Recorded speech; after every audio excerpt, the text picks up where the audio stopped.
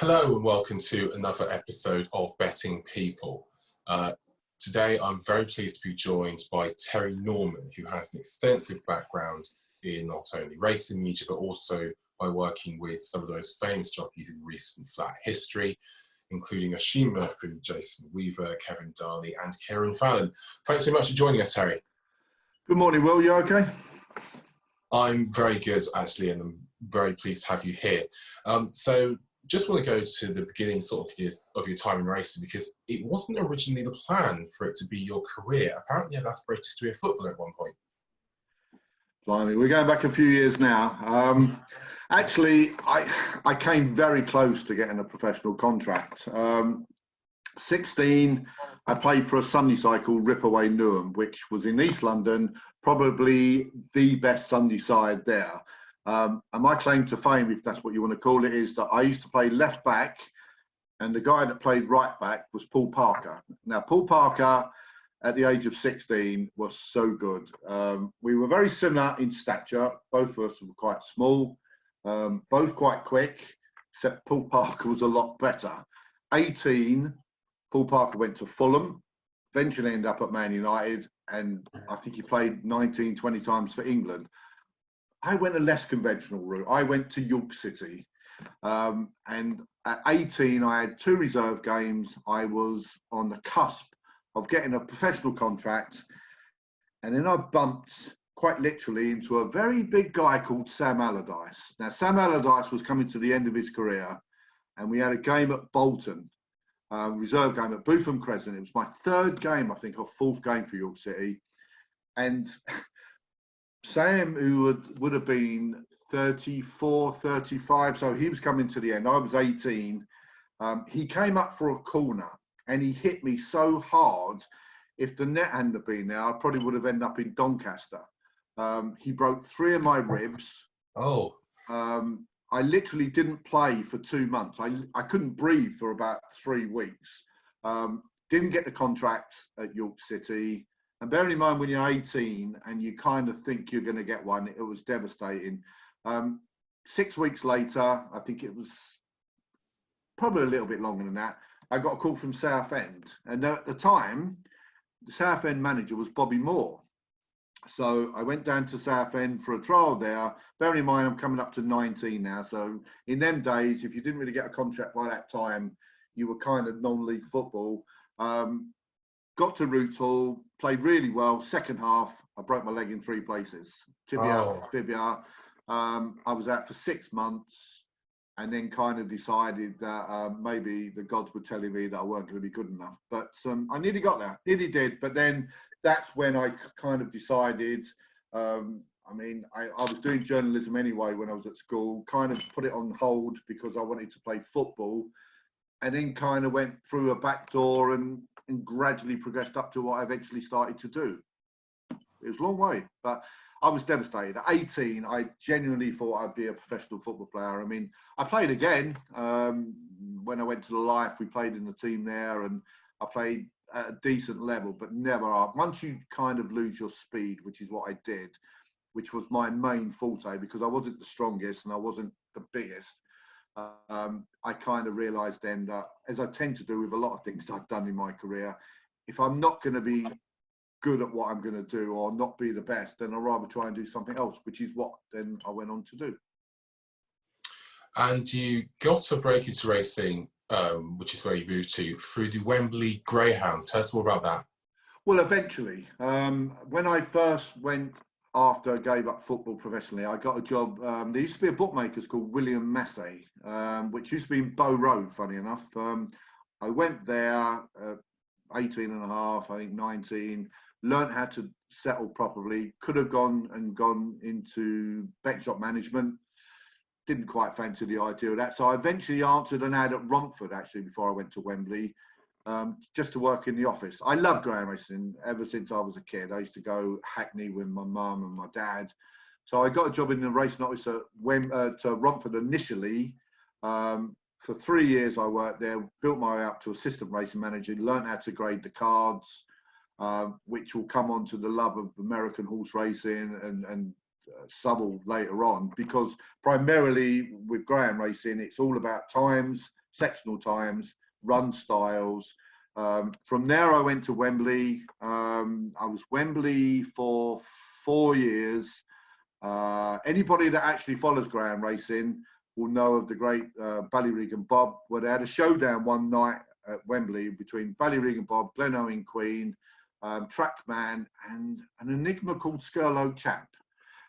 It was on Sports Night, one of the biggest screen events in greyhound racing history, and everyone will remember the night that Skirlow Champ actually stopped on the winning line.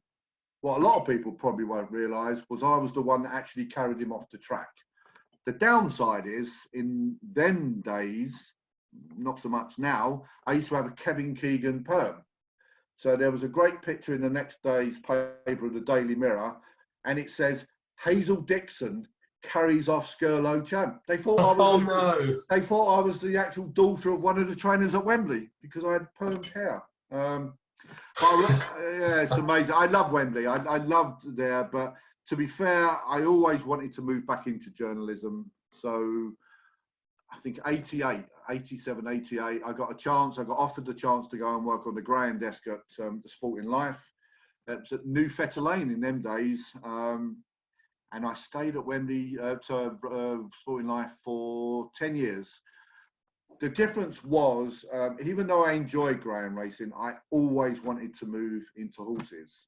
Now, when I was a kid, and I'm talking 14, 15, I used to go down to Henry Candy's during the school holidays, just literally for 6 weeks, because I just loved being around horses. They were the times when Henry had Pipe Dreamer, Master Willie, Britannia's Rule. From there, the following year, I went to Newmarket and actually got taught how to ride by Patrick Haslam. He was at Pegasus Stables then. Brian Jago was his jockey, and that was the year that Troy won the Derby. So that would have been 77, 76, 77. And funny enough, God bless Patrick, who's no longer with us. When I started moving into journalism and doing horse racing, when I first met Patrick again, I said, "Oh, do you remember that you taught me how to ride?" And he says, "I don't remember the face, but my God, I do remember your voice." and then I dealt with Patrick via later on with the jockeys, and I'm sure people with long memories will realise he had Pipe Major, who ended up finishing third to Pennycamp and Celtic Swing in the Guineas, and then he went and won with a filly who I can't remember the name on the top of my head, that Kevin Darley then rode for him later on when she won a Group 1 race when News All Stud owned her. So it's funny how a lot of my career has been interwoven along the way with people that I would then meet again further down the line that would come back into what I was actually doing. So I enjoyed Wembley. I enjoyed greyhound racing, even to this day, even though I don't really participate in it as much. I still enjoy it as a spectacle rather than as a business. But racing was where I always wanted to be. And I got a break early on in greyhound journalism, but I always wanted to move into racing. Never did on the life, strangely enough. What I used to do, because I'm not a natural journalist, I mean, I can write, but I suppose if you were equating it in terms of a football analogy, I would be the Didier Deschamps compared with someone who would be like a Paul Gascoigne. So what I used to do when I wanted to do more racing journalism, I used to do essays and features, and then I used to go and give them to Alastair Down. Alastair was deputy editor at the time. So he would then go to me, "Well, your grammar's not great here, or you made a mistake here and you didn't structure it properly." So for 3 years, I used to do, like, Weekender used to do stable tours. So I used to go and do one of those, go and present it to Alastair, see where I went wrong, rearrange it. I did one of Claire Balding's first interviews in a Weekender as well, when she just joined the BBC. So that would have been 93, 92. So I did one with her. And from that, weirdly enough, it's like when you get off one bus and then you get onto another one as an extension. Gay Kellaway rang me out the blue one day and she says, "Oh, would you be interested in being a jockey's agent?" No, I never really gave it much thought. And again, I thought it was a way in. So my very first jockey I did was Wendell Woods. He'd come back from Hong Kong, where he was really successful. He came back to ride for his brother. They had a really beautiful looking grey horse called Mistlecat. He won a couple of group races. And from there, now you follow football, Jason Weaver at the time had been at Luca Kamani's for about a year and a half, and he looked very promising, like a lot of apprentices there. Jimmy Fortune had just won the Champion Apprentice title. Jason was the next one along Luca's production line. And the guy that was actually booking Jason's ride, would you believe, was David Craig. You know, the Sky Sports reporter? He was doing Jason's rides at the time. Luca's stable jockey was Ray Cochran. And just out of the blue, he turned around and said to me, would you be interested in doing my rides? And that kind of got me going. So suddenly then you've got a 3-course meal rather than a sort of pot noodle. And from there, first year Jason he finished second in the apprentice title to Ollie Pears. Ollie Pears was the champion apprentice at the time. And then the next year we went to town. I mean, Jason won the apprentice title. Towards the back end of the season, I mean, I'm not sure how old Jason was. He started getting rides for Mark Johnson, because what we used to do to win the apprentice title, a bit like now, you have to go everywhere. In them days, the season would go from January to December. So Jason would start going up to Musselburgh and riding for Eric Alston. So while we were going up to Eric Alston, one day, out of the blue, Mark Johnson appears in a lot of my history, by the way. Jason got a couple of rides for him at Musselburgh one day. I can't remember who was riding. Bobby Elliott used to be stable jockey, but someone couldn't ride one day. It might have been Joe Fanning, because Joe would have been riding then. Jason got on him, won a couple of races with him, won the apprentice title. And from there, sorry, just had a bit of water. From there, Mark started to use him in better class races. Now, towards the end of that 2-year-old season, Mr. Bailey's, who was ridden by Dale McEwen at the time, won the Royal Lodge. So over the winter, Paul Venner, who owned Mr. Bailey's, wanted a top flight jockey to ride him in the Guineas. Now, at the time, Frankie was favourite to ride it. So over the winter, we kept pressing Mark's hand, look, really want to ride Mr. Bailey's. Mr. Bailey's then came back and had a racecourse gallop at Ripon, which Jason rode him. And he was unbelievable. And Jason said to me, we've got to try and get on this. We've got to try and get on this. Still second in line to Frankie. And then suddenly, 2 weeks before the Guineas, Frankie decided that he wanted to ride Grand Lodge. Now, those with good memories will know on the actual day, Mr. Bailey's beat Grand Lodge a short head. So Jason got his first classic. Mark got his first classic. And from there on in, stable jockey became Jason's norm. He rode all Mark Johnson's horses for that. I think it was the next 2 seasons. He got on Double Trigger, who went on to be the greatest stayer of all time. Double Eclipse, his half brother. And then probably Jason's finest ever ride was when he won the St. James's Palace on Bijou Dan. Unbelievable.